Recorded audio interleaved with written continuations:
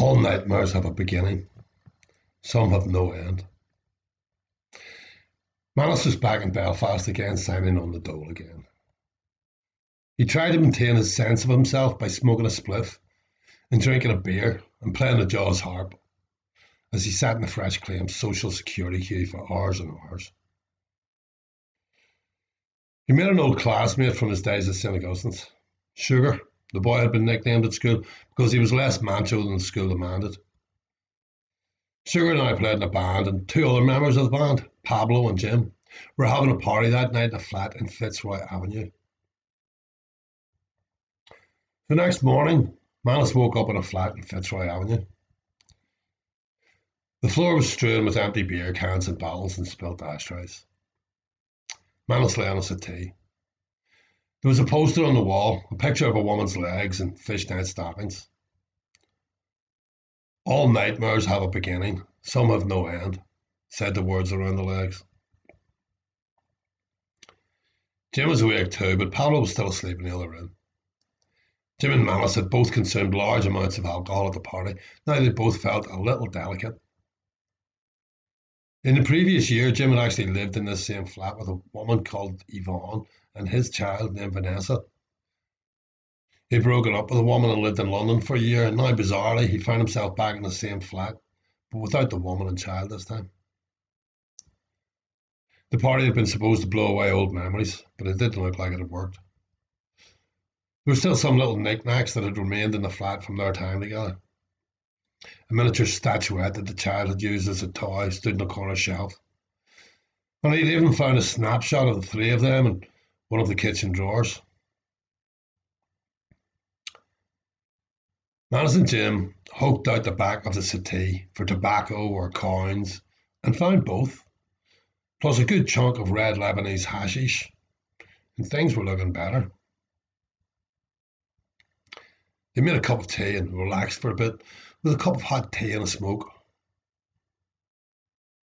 Manus had his back to the window, and all he saw was Jim's face, not looking so relaxed anymore.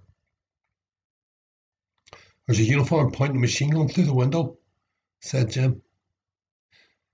Manus hoped it was some kind of sick joke he could severely reprimand Jim for, but turning his head around to look, he saw a uniform pointing a machine gun through the window. Manus nicked the joint, and Jim stashed the hash down his sock. Jim opened the black door. The uniform didn't say anything, but motioned him back into the flat with his gun. Jim was nervous. Armed uniforms tended to make him like that. They had the same effect on Manus. Jim kept asking, "What do you want? What have we done? Did somebody report us?" More uniforms arrived. None of the uniforms deemed it necessary to answer Jim's questions. Some uniforms went into the other room, and Pablo was told, "Get your khaks on." And once he had pulled on his pants, he too was motioned to stand against the wall in the living room. Jim kept asking why this was happening. "Did we get reported for something?" The police blanked Jim's questions. Their lack of response was intimidating. The uniforms and the machine guns kept Manus, Pablo, and Jim pinned against the wall.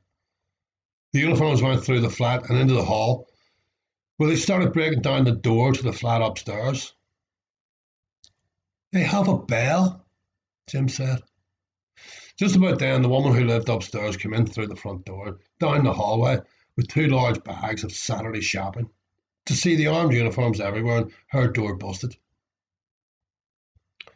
She could also see Jim stood with Manus and Pablo just inside the door. The woman seemed nonplussed by the uniforms and her busted door. "Ah, Jim, is that you moving back in here?" Yeah," Jim answered over the machine guns.